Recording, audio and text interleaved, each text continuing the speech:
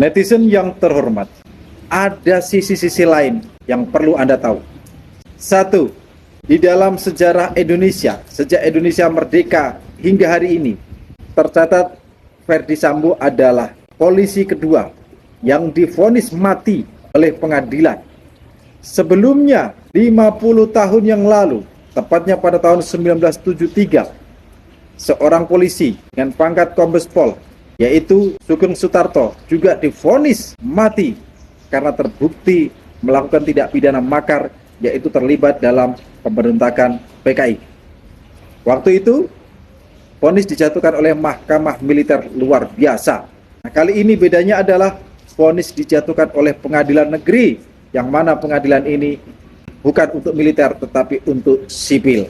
Sisi lain yang kedua yang menarik adalah ternyata majelis hakim menjatuhkan vonis yang lebih berat daripada tuntutan jaksa penuntut umum.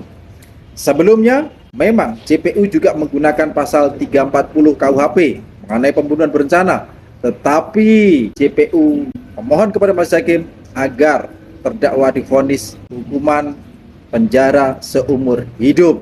Nah, ternyata majelis hakim punya penilaian lain. Bagi hakim, selain tidak ada alasan pemaaf untuk terdakwa, juga tidak ada hal-hal satupun yang meringankan terdakwa.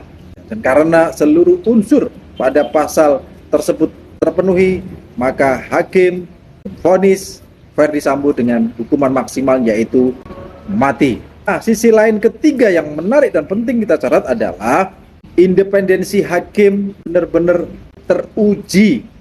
Sebelum vonis ini, ada serangkaian peristiwa yang berusaha untuk menggoyahkan pendirian majelis hakim.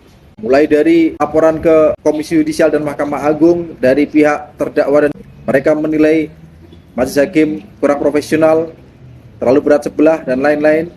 Juga sebelumnya muncul video yang menggambarkan ada sosok perempuan yang konon dekat dengan majelis hakim, dan seterusnya. Bahkan Menteri Koordinator Bidang Politik, Hukum, dan Keamanan Profesor Mahfud MD sempat mensinyalir adanya gerakan-gerakan di bawah tanah untuk mempengaruhi hasil akhir dari persidangan ini. Tetapi ternyata semua itu tidak terbukti.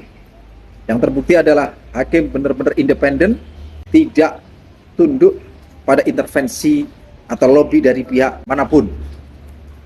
Yang keempat, sisi lain juga yang sangat menarik dan penting kita catat adalah ketegasan Majelis Hakim Pengadilan Negeri Jakarta Selatan yang dipimpin oleh Wahyu Iman Santoso secara tidak langsung telah berhasil membuat image pengadilan termasuk juga Mahkamah Agung menjadi lebih bagus lagi. Karena sebelum ini ada serangkaian peristiwa yang sempat membuat persepsi publik kurang baik terhadap Mahkamah Agung dan pengadilan-pengadilan di bawahnya. Misalnya, adanya sejumlah hakim agung dan pegawai Mahkamah Agung yang ditangkap oleh KPK karena terindikasi melakukan tindak pidana korupsi. Ada juga putusan Pengadilan Negeri Jakarta Selatan belum lama ini yang melepaskan terdakwa dari tindak pidana yang diancamkan kepadanya dalam kasus Indosuria, yang itu sempat membuat Menko Polhukam dan jajarannya ngamuk dalam tanda kutip. Nah, sisi lain yang kelima adalah vonis ini belum merupakan hasil akhir. Benar, majelis hakim di tingkat pertama sudah menjatuhkan putusan.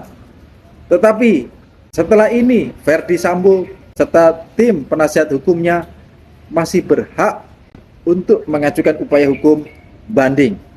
Bahkan kalaupun banding nanti tidak membuahkan hasil seperti yang diinginkan, masih bisa mengajukan kasasi. Kalaupun sudah ada putusan kasasi sehingga putusan menjadi berkekuatan hukum tetap, masih ada upaya hukum lain, yaitu upaya hukum luar biasa peninjauan kembali ke Mahkamah Agung. Bahkan kalaupun misalnya gagal di peninjauan kembali, masih ada satu lagi strategi supaya lepas dari hukuman mati, yaitu mengajukan gerasi kepada Presiden.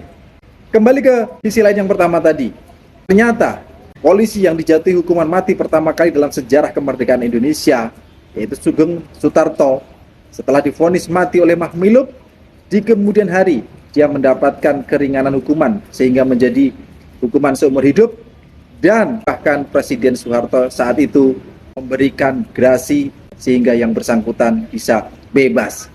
Apakah sejarah akan terulang? Silahkan komen di bawah.